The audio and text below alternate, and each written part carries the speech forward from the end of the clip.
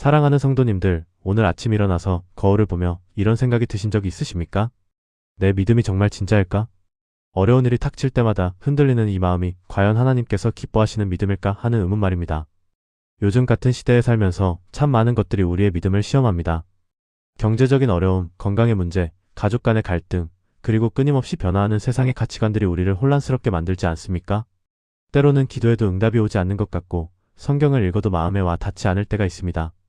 그럴 때면 정말 하나님이 계신 걸까? 내 믿음이 헛된 건 아닐까 하는 생각이 스쳐 지나가기도 합니다. 하지만 사랑하는 믿음의 가족들, 오늘 저는 요한복음을 통해서 여러분과 함께 진짜 믿음이 무엇인지 나누고 싶습니다. 사도 요한이 기록한 이 복음서는 다른 복음서와는 조금 다릅니다.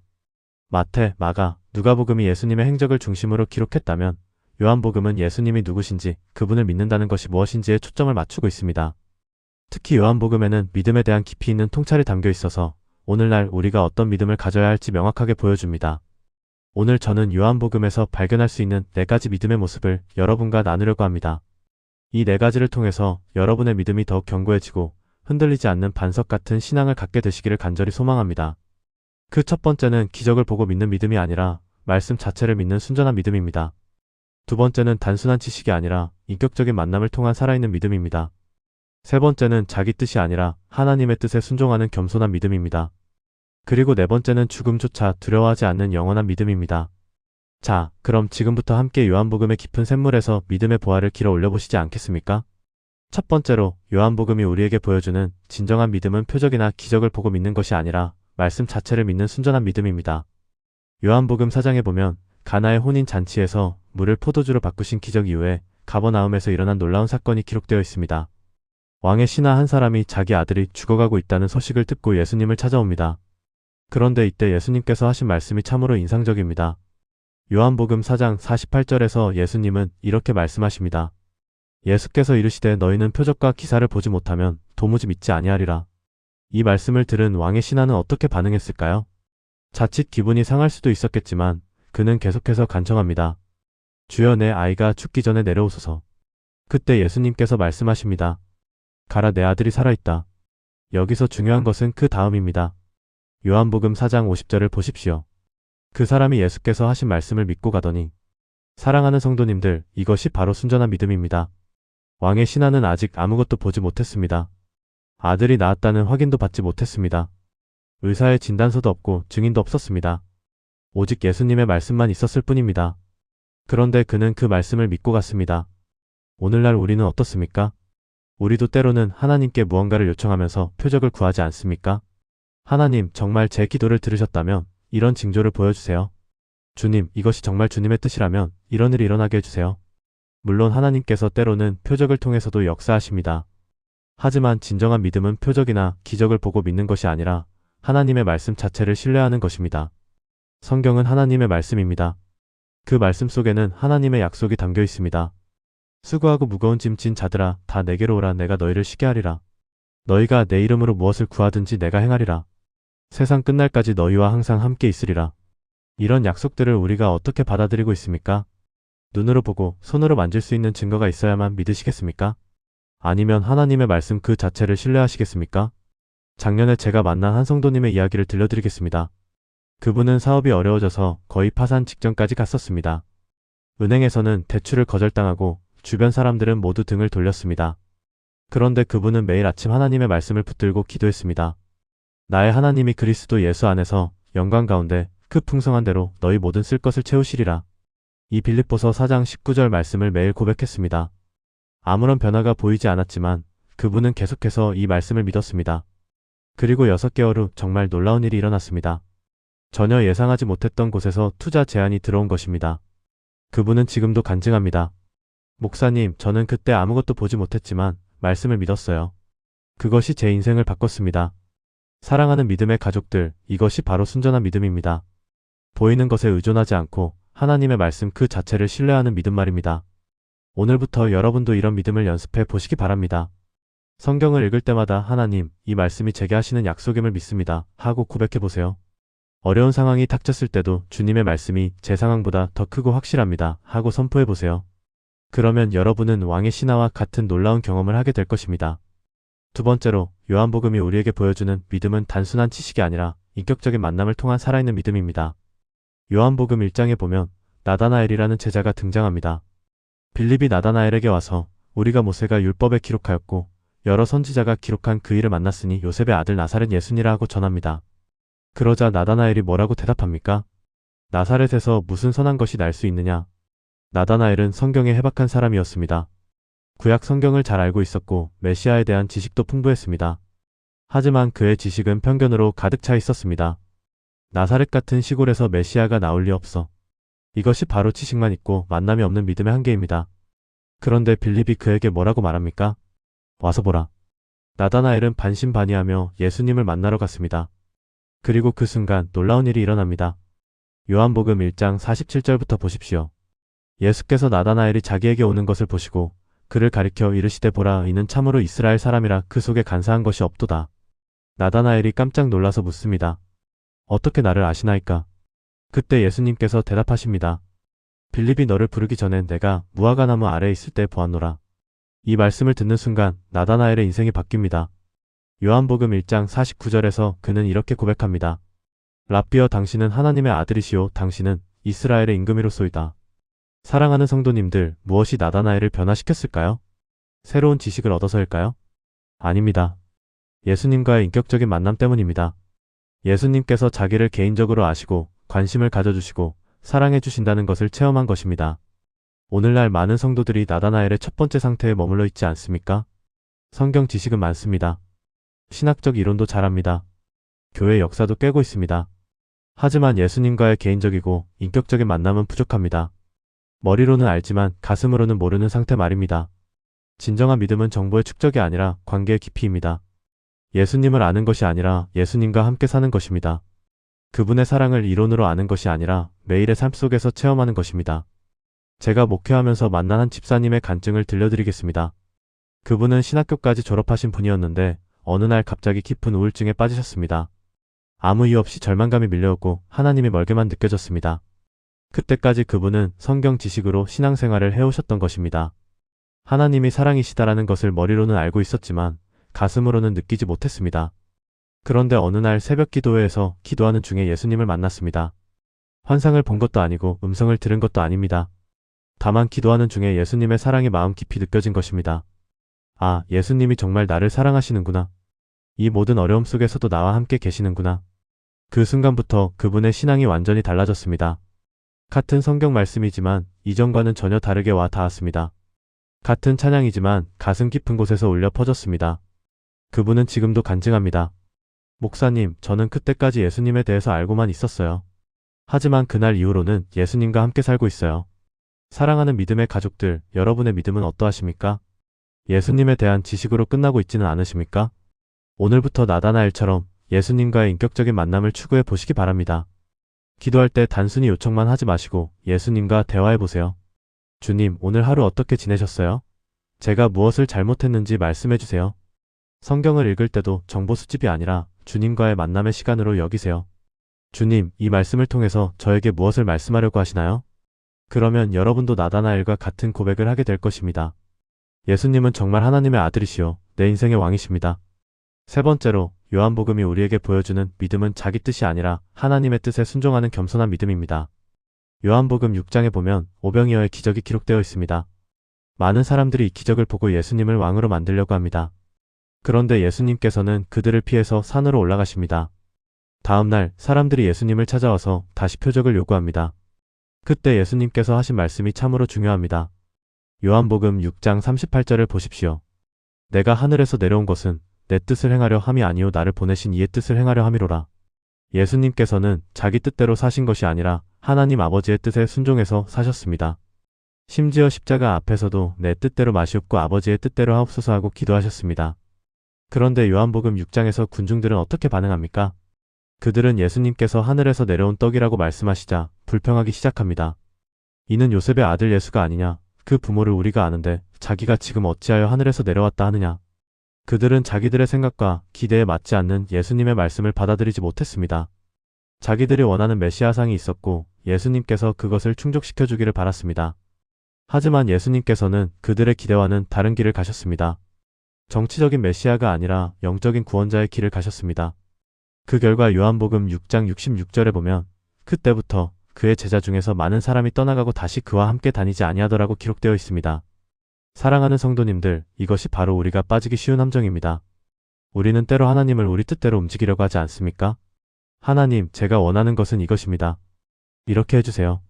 주님, 저는 이런 식으로 문제가 해결되기를 원합니다. 물론 하나님께 우리의 소원을 아뢰는 것은 당연합니다. 하지만 진정한 믿음은 우리의 뜻을 하나님께 관철시키려는 것이 아니라 하나님의 뜻에 우리를 맞추려는 것입니다. 작년에 제가 상담했던 한 권사님의 이야기입니다. 그분의 아들이 의대에 지원했는데 떨어졌습니다. 그분은 하나님, 왜 우리 아들을 의대에 보내주지 않으세요? 그 아이는 의사가 되어서 많은 사람들을 도울 텐데요 라고 기도했습니다. 1년, 2년이 지나도 아들은 의대에 합격하지 못했습니다. 그분은 점점 하나님을 원망하게 되었습니다. 그런데 3년째 되는 해에 아들이 교육학과에 들어가서 특수교육을 전공하게 되었습니다. 그리고 지금 그 아들은 장애아동들을 가르치는 선생님이 되어서 정말 보람있게 살고 있습니다. 어느 날 그 권사님이 제게 와서 고백했습니다. 목사님, 저는 그동안 하나님께 제 뜻을 관철시키려고만 했어요. 하지만 하나님의 계획이 더 좋았습니다. 우리 아들이 의사가 되는 것보다 특수교육 교사가 되는 것이 더 큰 복이었어요. 사랑하는 믿음의 가족들, 하나님의 뜻은 항상 우리 생각보다 크고 좋습니다. 이사야 55장 9절에서 하나님께서 말씀하십니다. 이는 하늘이 땅보다 높음같이 내 길은 너희의 길보다 높으며 내 생각은 너희의 생각보다 높음이니라. 우리가 볼 수 있는 것은 한정적이지만 하나님께서는 모든 것을 보고 계십니다. 우리는 현재만 보지만 하나님께서는 영원을 보고 계십니다. 그러므로 진정한 믿음은 하나님, 제 뜻대로 해주세요가 아니라 하나님, 주님의 뜻대로 하옵소서입니다. 오늘부터 기도할 때마다 이렇게 기도해 보시기 바랍니다. 하나님, 저는 이것을 원하지만 주님께서 더 좋은 계획이 있으시다면 그것을 따르겠습니다. 주님, 제 생각이 아니라 주님의 뜻이 이루어지기를 소원합니다. 그러면 여러분도 요한복음에 충실한 제자들처럼 겸손한 믿음을 갖게 될 것입니다. 네 번째로, 요한복음이 우리에게 보여주는 마지막 믿음은 죽음조차 두려워하지 않는 영원한 믿음입니다. 요한복음 11장에 나사로의 죽음과 부활 이야기가 기록되어 있습니다. 예수님께서 사랑하시던 나사로가 병들어 죽게 되었습니다. 마르다와 마리아가 예수님께 급히 전가를 보냅니다. 주여 보시옵소서, 사랑하시는 자가 병들었나이다. 그런데 예수님께서는 바로 가시지 않고 이틀을 더 머무셨습니다. 나사로가 죽었다는 소식을 들으시고 나서야 유대로 가십니다. 제자들은 걱정합니다. 랍비여, 방금도 유대인들이 돌로 치려 하였는데 또 그리로 가시려 하나이까? 그때 도마가 한 말이 참으로 인상적입니다. 요한복음 11장 16절입니다. 디두모라 하는 도마가 다른 제자들에게 말하되 우리도 주와 함께 죽으러 가자 하니라. 도마는 의심이 많은 제자로 유명하지만 이 순간만큼은 놀라운 믿음을 보여줍니다. 죽음을 두려워하지 않는 믿음 말입니다. 예수님과 함께라면 죽어도 좋다는 결단입니다. 나사로의 무덤 앞에서 예수님께서는 마르다에게 묻습니다. 나는 부활이요 생명이니 나를 믿는 자는 죽어도 살겠고 무릇 살아서 나를 믿는 자는 영원히 죽지 아니하리니 이것을 내가 믿느냐? 마르다가 대답합니다. 주여, 그러하외다. 주는 그리스도시요 세상에 오시는 하나님의 아들이신 줄 내가 믿나이다. 사랑하는 성도님들, 이것이 바로 영원한 믿음입니다. 죽음 너머를 보는 믿음입니다. 이 땅의 삶이 전부가 아니라는 믿음입니다. 예수님을 믿는 자에게는 죽음도 끝이 아니라 새로운 시작이라는 믿음입니다. 오늘날 우리는 어떻습니까? 코로나19를 겪으면서 죽음에 대한 두려움이 더욱 커지지 않았습니까? 건강에 대한 염려, 경제적 불안, 미래에 대한 걱정이 우리를 짓누르고 있지는 않습니까? 하지만 진정한 믿음은 이 모든 것을 뛰어넘습니다. 왜냐하면 우리에게는 영원한 소망이 있기 때문입니다. 예수님께서 우리를 위해 십자가에서 죽으시고 사흘 만에 부활하심으로 죽음을 이기셨기 때문입니다. 그래서 사도 바울도 고린도전서 15장 55절에서 이렇게 선포했습니다. 사망아, 너의 승리가 어디 있느냐? 사망아, 내가 쏘는 것이 어디 있느냐? 제가 목회하면서 만난 가장 인상적인 성도 중 한 분을 소개해드리겠습니다. 80세가 넘은 한 할머니 권사님이셨는데 말기 암 진단을 받으셨습니다. 의사는 3개월 정도밖에 살 수 없다고 했습니다. 그런데 그 할머니의 반응이 놀라웠습니다. 슬퍼하거나 절망하지 않으셨습니다. 오히려 더욱 평안해 보이셨습니다. 제가 병문안을 갔을 때 그분이 하신 말씀이 아직도 제 귀에 생생합니다. 목사님, 저는 무섭지 않아요. 예수님께서 먼저 가서 저를 위해 처소를 예비하고 계시니까요. 오히려 기대가 돼요. 곧 주님을 뵐 수 있으니까요. 그분은 3개월이 아니라 8개월을 더 사셨습니다. 그리고 그 8개월 동안 많은 사람들에게 복음을 전하셨습니다. 병실을 찾아오는 사람들마다 예수님 믿으세요. 천국에서 다시 만나요 라고 말씀하셨습니다. 그분의 마지막 순간도 참으로 평안했습니다. 가족들이 모두 모인 가운데서 조용히 눈을 감으셨습니다. 마지막 말씀이 예수님, 저를 데려가 주세요였습니다. 그분의 장례식에는 정말 많은 사람들이 왔습니다. 그리고 모두 한결같이 말했습니다. 저분을 보면서 진짜 믿음이 무엇인지 알았어요. 저도 저렇게 믿음으로 살고 싶어요. 사랑하는 믿음의 가족들, 이것이 바로 영원한 믿음입니다. 죽음도 두렵지 않은 믿음입니다. 이 땅에서의 이별도 영원한 이별이 아님을 아는 믿음입니다. 여러분은 어떠하십니까? 죽음에 대한 두려움 때문에 불안해하고 계시지는 않으십니까? 오늘부터 요한복음 11장 25절 말씀을 붙들고 기도해 보시기 바랍니다. 나는 부활이요 생명이니 나를 믿는 자는 죽어도 살겠고 무릇 살아서 나를 믿는 자는 영원히 죽지 아니하리니. 이 말씀이 여러분의 마음 깊이 새겨질 때 죽음에 대한 두려움은 사라지고 영원한 소망이 가득할 것입니다. 그리고 도마처럼 주님과 함께라면 어디든지 가겠습니다 라는 고백을 하게 될 것입니다. 사랑하는 성도님들, 오늘 우리가 요한복음을 통해서 살펴본 4가지 믿음을 다시 한번 정리해 보겠습니다. 첫째, 표적이나 기적을 보고 믿는 것이 아니라 하나님의 말씀 자체를 믿는 순전한 믿음입니다. 왕의 신하처럼 예수께서 하신 말씀을 믿고 살아가는 믿음입니다. 눈으로 보이는 증거나 손으로 만질 수 있는 확신이 없어도 하나님의 약속 하나만으로 충분히 살아갈 수 있는 믿음입니다. 둘째, 단순한 지식이 아니라 인격적인 만남을 통한 살아있는 믿음입니다. 나다나엘처럼 예수님과의 개인적이고 깊은 만남을 통해서 당신은 하나님의 아들이시오 이스라엘의 임금이로소이다 하고 고백하는 믿음입니다. 머리로 아는 것에서 끝나지 않고 가슴으로 체험하는 믿음입니다. 셋째, 자기 뜻이 아니라 하나님의 뜻에 순종하는 겸손한 믿음입니다. 예수님처럼 내 뜻을 행하려 함이 아니오 나를 보내신 이의 뜻을 행하려 함이로라 하고 살아가는 믿음입니다. 우리의 계획과 기대를 하나님께 강요하지 않고 하나님의 더 크고 좋은 계획을 신뢰하는 믿음입니다. 넷째, 죽음조차 두려워하지 않는 영원한 믿음입니다. 도마처럼 우리도 주와 함께 죽으러 가자 할 수 있는 믿음이고 마르다처럼 주는 그리스도시요 세상에 오시는 하나님의 아들이신 줄 내가 믿나이다 하고 고백할 수 있는 믿음입니다. 이 4가지 믿음이 여러분의 삶 속에서 온전히 이루어지기를 간절히 소망합니다. 특히 요즘 같이 어려운 시대를 살아가면서 이런 믿음이 더욱 절실히 필요하지 않습니까? 경제적인 어려움이 닥쳐와도 하나님의 약속을 믿는 순전한 믿음이 있다면 두렵지 않습니다. 인간관계에서 상처를 받아도 예수님과의 인격적인 관계가 깊다면 위로받을 수 있습니다. 내 뜻대로 되지 않는 일들이 생겨도 하나님의 뜻에 순종하는 겸손한 믿음이 있다면 감사할 수 있습니다. 건강의 문제나 죽음에 대한 두려움이 와도 영원한 소망을 가진 믿음이 있다면 평안할 수 있습니다. 사랑하는 믿음의 가족들, 오늘부터 이 4가지 믿음을 실천해 보시기 바랍니다. 매일 아침 일어나서 성경을 읽을 때 하나님의 말씀을 순전히 믿는 믿음을 연습하세요. 기도할 때마다 예수님과의 인격적인 만남을 추구하세요. 어려운 일이 생겼을 때 내 뜻보다 하나님의 뜻을 구하는 겸손한 믿음을 실천하세요. 그리고 불안하고 두려울 때마다 영원한 소망을 붙들고 담대히 살아가세요. 그러면 여러분의 믿음은 날마다 성장할 것이고 어떤 어려움이 와도 흔들리지 않는 견고한 믿음이 될 것입니다. 혹시 오늘 이 말씀을 들으시면서 목사님, 저는 아직 그런 믿음이 부족해요. 어떻게 하면 이런 믿음을 가질 수 있을까요? 라고 생각하시는 분이 계실 것입니다. 걱정하지 마십시오. 믿음은 하루아침에 완성되는 것이 아닙니다. 매일매일 조금씩 성장해 가는 것입니다. 중요한 것은 시작하는 것입니다. 오늘부터 작은 것부터 믿어보는 것입니다. 하나님의 작은 약속 하나부터 붙들고 살아보는 것입니다. 그러면 하나님께서 여러분의 믿음을 더 크게 해주실 것입니다. 마가복음 9장 24절에서 한 아버지가 예수님께 믿습니다. 나의 믿음 없음을 도와주소서 하고 기도했듯이 여러분도 솔직하게 하나님께 기도해보세요. 하나님, 저에게 순전한 믿음을 주세요. 주님, 제가 주님의 뜻에 순종할 수 있도록 도와주세요. 하나님, 저에게 영원한 소망을 주세요. 하나님께서는 이런 간절한 기도를 외면하지 않으십니다.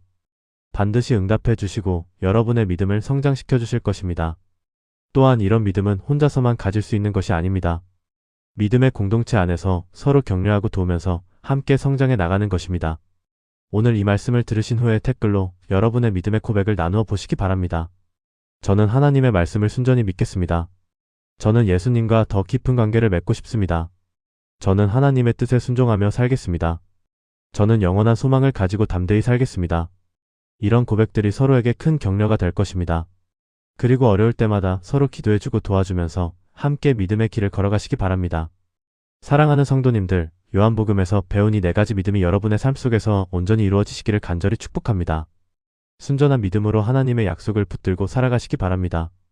살아있는 믿음으로 예수님과 깊은 교제를 나누시기 바랍니다. 겸손한 믿음으로 하나님의 뜻에 순종하며 살아가시기 바랍니다. 영원한 믿음으로 어떤 어려움도 두려워하지 않고 담대히 살아가시기 바랍니다. 그래서 여러분 모두가 요한복음에 나오는 신실한 제자들처럼 예수님을 따라 살아가는 참된 그리스도인이 되시기를 주님의 이름으로 축복합니다. 하나님의 은혜와 평강이 여러분과 여러분의 가정에 늘 함께 하시기를 기도합니다. 오늘도 말씀으로 함께 해주셔서 감사합니다. 다음 주에도 더욱 은혜로운 말씀으로 다시 만나 뵙겠습니다. 주님의 이름으로 축복합니다. 아멘.